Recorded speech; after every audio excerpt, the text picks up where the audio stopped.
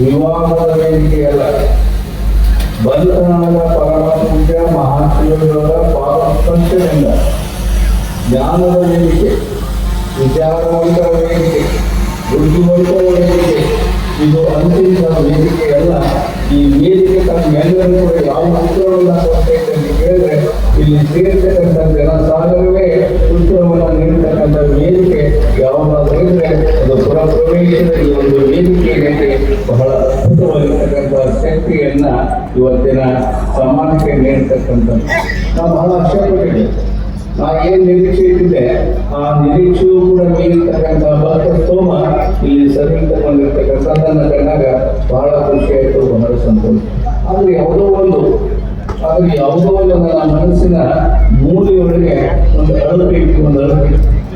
ಎಲ್ಲರನ್ನ ಕೂಡಿಸಿಕೊಂಡು ಎಲ್ಲರೊಟ್ಟಿಗೆ ಕಾರ್ಯಕ್ರಮವನ್ನು ಮಾಡಬೇಕು ಅನ್ನುವಂಥ ಆಸೆ ಇತ್ತು, ಬಯಕೆ ಇತ್ತು.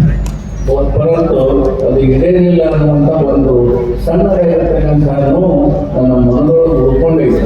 ಆದರೆ ಇವತ್ತಿಲ್ಲ ನಾಳೆ, ನಾಳಿಲ್ಲ ನಾಡುವ ಆ ನೋವು ಏನೈತಿ ಸದ್ಗುರು ಋಷಭಲಿಂಗೇಶ್ವರ ಕೃಪೆಯಿಂದ ಆ ನೋವು ಹೋಗುತ್ತೆ. ಯಾಕಂತ ಹೇಳಿದ್ರೆ ಬಂಧಾನದ ಸಂಗಮೇಶ್ವರ ಮಹಾಶ್ರೀಗಳು ಎರಡಾಗಿರುವಂಥದ್ದನ್ನ ಒಂದಾಗಿ ಮಾಡಿರ್ತಕ್ಕಂಥವ್ರು. ಒಂದಾಗಿರ್ತಕ್ಕಂಥದ್ದನ್ನ ಎರಡಾಗಿ ಮಾಡ್ತಕ್ಕಂಥ ಪೂಜೆಗಳಲ್ಲ. ಯಾವುದಾದ್ರೂ ಗ್ರಾಮಕ್ಕೆ ಪ್ರವಚನ ಕಾರ್ಯಕ್ರಮ ಬಂದಂಥವ್ರು ಕೇಳ್ತಿದ್ರು, ನಿಮ್ಮ ಊರೊಳಗೆ ಎಷ್ಟು ಜನ ಅದೀರಿ, ಎಷ್ಟು ಜನಸಂಖ್ಯೆ ಐತಿ, ಎಷ್ಟು ಪಂಗಡಗಳದಾವ, ಬುದ್ಧಿ 2 ಅದಾವ 3 ಅದಾವ ಅಂದಾಗ ನೀವೆಲ್ಲರೂ ಒಂದಾಗಿ ಬಂದ್ರೆ ನೀವು ಗ್ರಾಮನ ಪ್ರವಚನಕ್ಕೆ ಬರ್ತೀನಿ ಅಂತಕ್ಕಂಥ ಮಾತನ್ನೇ ಹೇಳ್ತಕ್ಕಂಥ ಪೂಜಾರಿ ಯಾರಾದರೂ ಇದ್ರೆ ಅದು ಬಂಧನದ ಸಂಘದ ಮಹಾತ್ಮಗಳು ಅನ್ನುವಂಥದ್ದನ್ನು. ಇವತ್ತು ಸಮಾಜವನ್ನು ಒಡೆತಕ್ಕಂಥ ಶಕ್ತಿಗಳು ಸಾಕಷ್ಟು ಕುತ್ಕೊಂಡವು. ಆದರೆ ಬಂಧನ ಪೀಠ ಒಡೆದಿರ್ತಕ್ಕಂಥ ಸಮಾಜವನ್ನ, ಒಡೆದಿರ್ತಕ್ಕಂಥ ಮನಸ್ಸುಗಳನ್ನ, ಒಡೆದಿರ್ತಕ್ಕಂಥ ಜನಸಂಖ್ಯೆಯನ್ನ ಒಂದು ಮಾಡತಕ್ಕಂಥ ಪೀಠ ಯಾವುದಾದ್ರೂ ಇದ್ರೆ ಅದು ಬಂಧನದ ಪೀಠ. ಬಂಧನದ ಪೀಠ ಸರ್ವಧರ್ಮವನ್ನು ಹಂಚಿಕೊಂಡಿರ್ತಕ್ಕಂಥ ಪೀಠ ಕರ್ನಾಟಕದೊಳಗೆ ಯಾವುದಾದ್ರೂ ಇದ್ರೆ ಅದು ಬಂಧನದ ಪೀಠ ಅನ್ನುವಂಥದ್ದನ್ನು ನಾವು ಅರ್ಥ ಮಾಡಿಕೊಳ್ಬೇಕು. ಸರ್ವ ಸಮಾಜದವರು ಕೂಡ ಧಾರ್ಮಿಕವಾಗಿರ್ತಕ್ಕಂಥ ದೀಕ್ಷೆಯನ್ನು ಪಡೆದಿದ್ದಾರೆ, ಜೊತೆಗೆ ಲಿಂಗಧಾರಣೆಯನ್ನು ಮಾಡಿದ್ದಾರೆ. ಹೀಗೆ ಸರ್ವ ಜನಾಂಗವನ್ನು, ಸರ್ವ ಧರ್ಮವನ್ನು ಹಂಚಿಕೊಂಡಿರ್ತಕ್ಕಂಥ ಪೀಠ ಬಂಧನದ ಪೀಠ. ಒಂದು ಮಾತನ್ನು ಇಟ್ಕೊಳ್ಬೇಕು. ಇಷ್ಟೊಂದು ಕರ್ನಾಟಕ ಪ್ರಸಿದ್ಧವಾಗಿರ್ತಕ್ಕಂಥ ಹಳ್ಳಿಕರ ಮಂಜಪ್ಪನವರು ಯಾವ ಅಂತ ನಾವು ಪ್ರಶ್ನೆ ಹಾಕ್ಕೊಳ್ಳೋದು. ಹಳ್ಳಿಕರ ಮಂಜಪ್ಪನವರು ಯಾರು ಅನ್ನೋದನ್ನು ವಿಚಾರ ಮಾಡಿದಾಗ ಆ ಹಳ್ಳಿಕರ ಮಂಜಪ್ಪನವರು ನಾಡಿನ ಯಾವ ಮಠಾಧೀಶರು ಕೂಡ ಲಿಂಗ ದೀಕ್ಷೆಯನ್ನು ಕೊಡೋದ್ರ ಮುಂದಾಗಲಿಲ್ಲ, ಧಾರ್ಮಿಕ ವಿಧಿವಿಧಾನಗಳನ್ನು ಮಾಡೋದ್ರ ಮುಂದಾಗಲಿಲ್ಲ. ಆಗಿನ ಕಾಲಗಳಿಗೆ ಯಾರು ಹೇಳಿದ್ರು ಹಳ್ಳಿಕರ ಮಂಜಪ್ಪನವರಿಗೆ, ಮಂಜಪ್ಪನವರ ಈ ಬಾಗಲೂ 16 ವರ್ಷದ 18 ವರ್ಷದ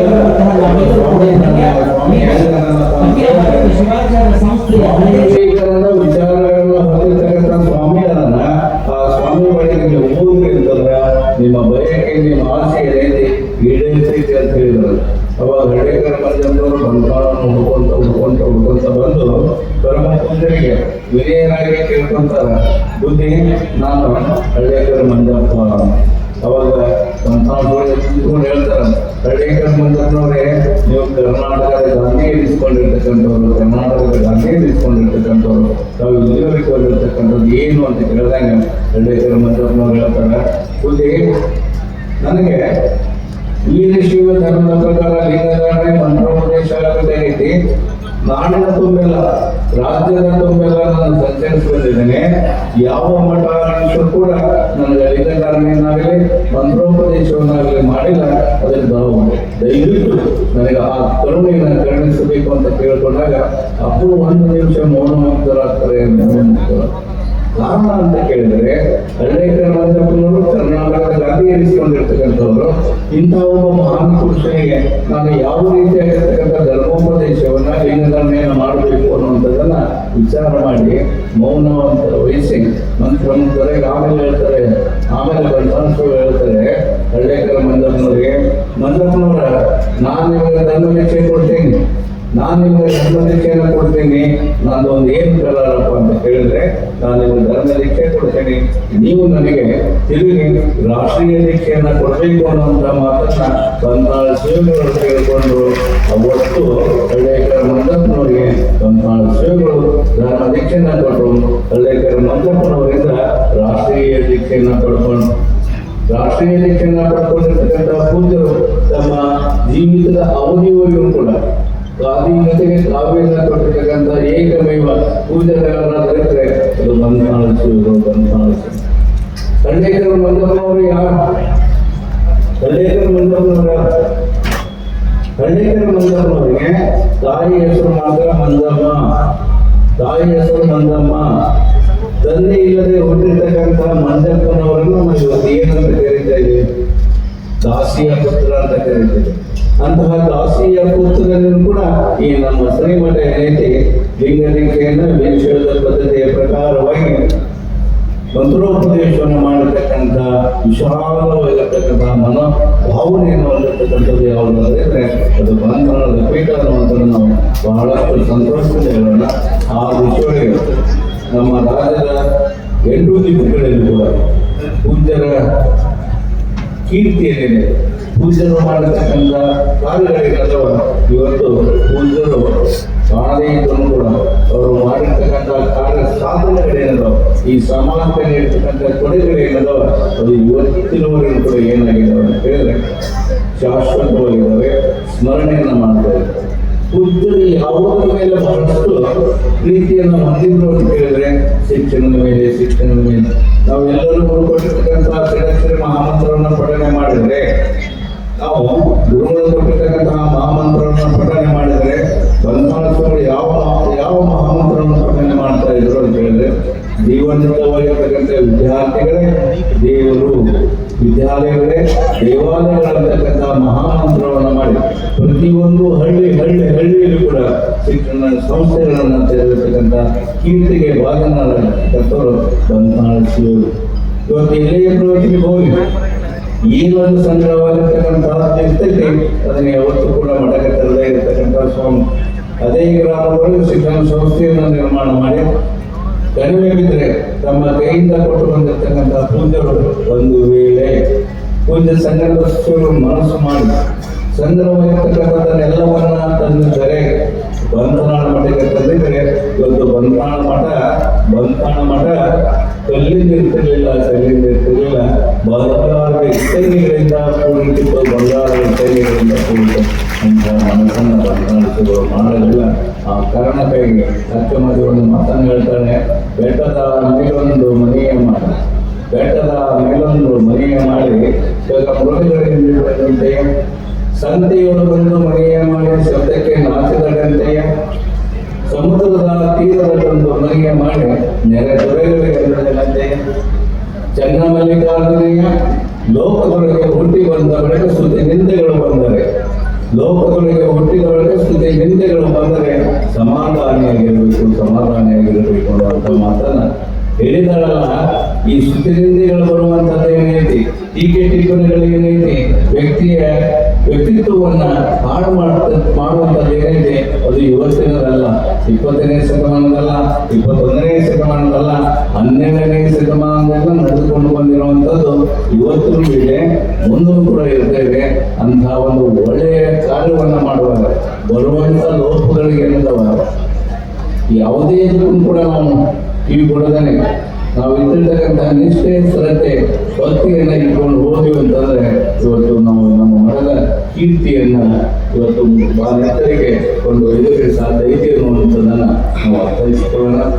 ಯಾಕಂತ ಕೇಳಿದ್ರೆ ಉತ್ತರಾಧಿಕಾರಿಗಳ ಬಗ್ಗೆ ನಾವು ಮಾತಾಡೋದು ತಪ್ಪು ಅನಿಸ್ತು, ನನಗೆ ಸರಿ ಅನಿಸ್ತು. ಅವ್ರ ಬಗೆಗೆ ಆಗಲೇ ಪರಮ ಪೂಜೆಗಳಿರ್ತಕ್ಕಂಥ ದೇವರುಗಳು ಪೈತೃಕಾಧೀಶ್ವರ ಮಹಾತ್ಮ ಅಭಿನಯಗೊಳಿಸಿದ್ದಾರೆ.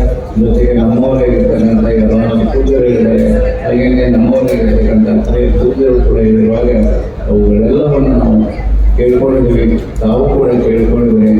ಇವತ್ತು ಕರ್ನಾಳ ಪೂಜೆಗಳು ಹೇಳಿದ್ರು, ಕರ್ನಾಳ ಮಠಗಳು ಜುಲೈ 6ನೇ ತಾರೀಕು ನಾವು ಕೇವಲ ಉತ್ತರಾಧಿಕಾರಿಗಳನ್ನ ಇವನ್ನ ಆಯ್ಕೆ ಮಾಡಿಕೊಂಡಿದ್ದೇನೆ ಎನ್ನುವಂತ ತೋರಿಸುವಂತ ಕಾರ್ಯಕ್ರಮ ಆಗಿರ್ತೇವೆ ವಿನಃ ಆ ಅವತ್ತು ಉತ್ತರಾಧಿಕಾರಿಗಳನ್ನ 70 ಹಳ್ಳಿಯ ನಮ್ಮ ಭಕ್ತರಿಗೆ ತೋರಿಸುವಂತ ಕಾರ್ಯಕ್ರಮ ಆಗಿತ್ತೆ ವಿನಃ ಘೋಷಣೆ ಮಾಡುವಂತ ಕಾರ್ಯಕ್ರಮ ಆಗಿರಲಿಲ್ಲ, ಘೋಷಣೆ ಮಾಡುವಂತ ಕಾರ್ಯಕ್ರಮ ಆಗಿರಲಿಲ್ಲ.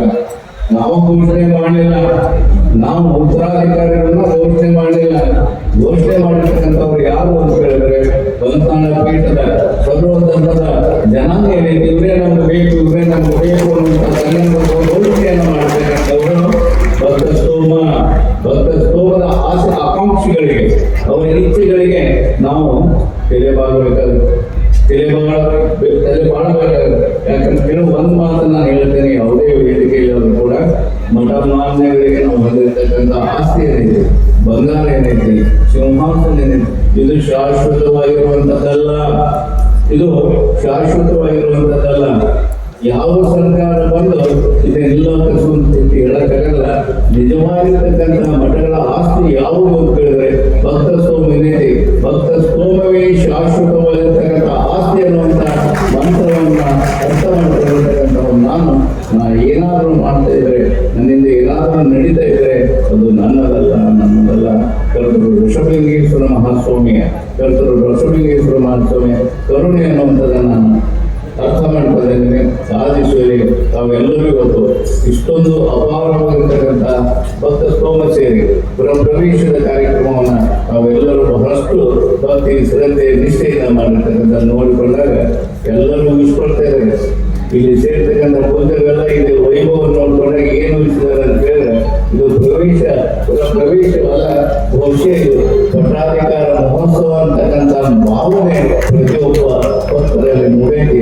ಅದಕ್ಕೆ ಪೂಜೆ ಅರ್ಪಣೆ ಕೊಡ್ತಿದ್ರು. ಈಗೇನು ಪುರಪ್ರವೇಶ ಆಗೈತಿ, ಇದಕ್ಕಿಂತ ಕೂಡ ಸಾವಿರ ಪಟ್ಟು ಪಟ್ಟಾಧಿಕಾರ ಮಹೋತ್ಸವದ ಹೊಣೆಗಾರಿಕೆಯಾಗ ನಮ್ಮವರಾಗಿರ್ತಕ್ಕಂಥ ಪೂಜೆ ಆತ್ಮೀಯ ಪೂಜೆರಾದ ಯನಾರದ ಮಹಾಸ್ವಾಮಿಯವರಿಗೆ ವಹಿಸಿಕೊಟ್ಟಿದ್ದಾರೆ. ಆ ಕಾರ್ಯವನ್ನು ನಾನು ಪೂಜರು ಸರ್ವರ ಜೊತೆಗೂಡಿ ಸರ್ವರ ಸಹಕಾರದಿಂದ ಆ ಕಾರ್ಯಕ್ರಮ ನೆರವೇರಿಸ್ತಾರೆ ಅನ್ನತಕ್ಕಂಥ ಆತ್ಮವಿಶ್ವಾಸ ಐತಿ.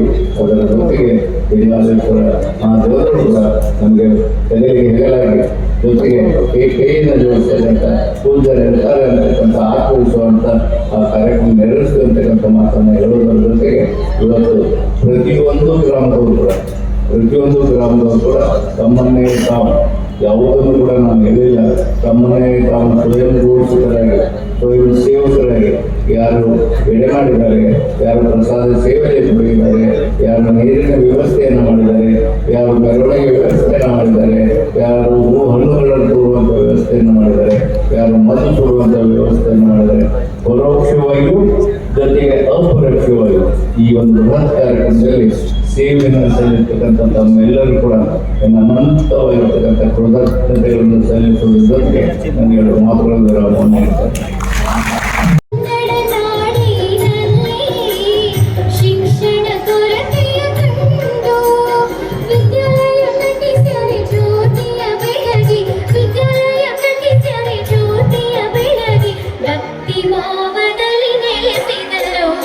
ಶಿವಯೋಗಿ ಸಂಗನ ಬಸವರ ನಾಮವ ಭಜಿಸು ಕಾಯ್ತರ ಗುರುಗು ಕಡೆತನಕ. ಸಂಗನ ಬಸವರ ನಾಮವ ಭಜಿಸು ಕಾಯ್ತರ ಗುರುಗು ಕಡೆತನಕ. ವಚನ ಪ್ರಿಯನು ನೀನು, ಧರ್ಮಯೋಗಿಯು ನೀನು. ಭಕ್ತಿಯ ಗೌರವದ ಸ್ವಾಗತ ಸುಸ್ವಾಗತ ಕೋರ್ತಾ ಇದ್ದೇವೆ. ವೇದಿಕೆಯ ಮುಂಭಾಗದಲ್ಲಿ ನಮ್ಮ ಎಸ್ಕಾರ್ಟ್ಸ್ ಇದಿರಲ್ರಿ, ದಯವಿಟ್ಟು ನಮ್ಮ VIP ಪರ್ಸನ್ ಮುಖ್ಯ ವ್ಯಕ್ತಿಗಳಿಗೆ ಮಾತ್ರ ಅವಕಾಶ ಕೊಡಬೇಕು. ನಮ್ಮ ಶರಣರ ಬಳಗ ನೀವು ಕುತ್ಕೊಳ್ಳೋದಾದ್ರೆ ಇಲ್ಲಿ ಕುತ್ಕೋರಿ. ನಾವು ಹೆಣ್ಮಕ್ಳನ್ನಾರ ಕುಂದಿರ್ತೀವಿ ಇಲ್ಲಿ. ಈ ಕಡೆ ಗಣಮಕ್ಳ ಬಳಗದ ಜಾಗದಾಗ ನಾವು ಹೆಣ್ಮಕ್ಳನ್ನಾರ ಕುಳಿಸ್ತೀವಿ. ನೀವು ಗಣಮಕ್ಳು ಬಂದು ಈ ಕಡೆ ಕುತ್ಕೊಂಡ್ರೆ ಪ್ರೀತಿಯ ಜನಸದಕ ಸ್ನೇಹ ಗೋಪುರ ಬಿಟ್ಟು ಸಲಹೋಣ ಹದದಿಂದ ಮನಕ್ಕೊಂದು ಧ್ಯಾನವನ್ನು ವಾಗಲಿ ಮರ ಬೆಳೆಸಿ ಕೊರ ಅಳಿಸಿ ವೃಕ್ಷೋ ರಕ್ಷತಿ ರಕ್ಷಿತ ಎನ್ನುವಂತೆ ಸಸಿಗೆ ನೀರು ಉಳಿಸಿ ಇತಿಹಾಸದೊಳಗ ಇಂತಹ ಭಾಗ್ಯವನ್ನು ಪಡ್ಕೊಂಡಂತವರು ನಾವ ಧನ್ಯರು ಅನ್ನುವಂತಹ ಮಾತನ್ನ ಈ ಸಾಕ್ಷಿಯಾಗಿರುವಂತಹ ನಾವೆಲ್ಲರೂ ಕೂಡ ಧನ್ಯ. ಈಗ ಅಖಿಲ ಭಾರತ ಶಿವಾಚಾರ್ಯ ಸಂಸ್ಥೆಯ ಅಧ್ಯಕ್ಷ ಬಂಧನಾಳದ ಋಷಭಲಿಂಗೇಶ್ವರ ವಿರಕ್ತ ಮಠದ ಸ್ವಾಮಿಗಳಾಗ್ತಾರೆ ಅಂತಂದ್ರೆ ಅದಕ್ಕಿಂತ ಸಂತೋಷ ನಮ್ದು ಏನೂ ಇಲ್ಲ ಅಂತ ಕೊಟ್ಟು ಇವತ್ತ ಶ್ರೀಮಠದ ವತಿಯಿಂದ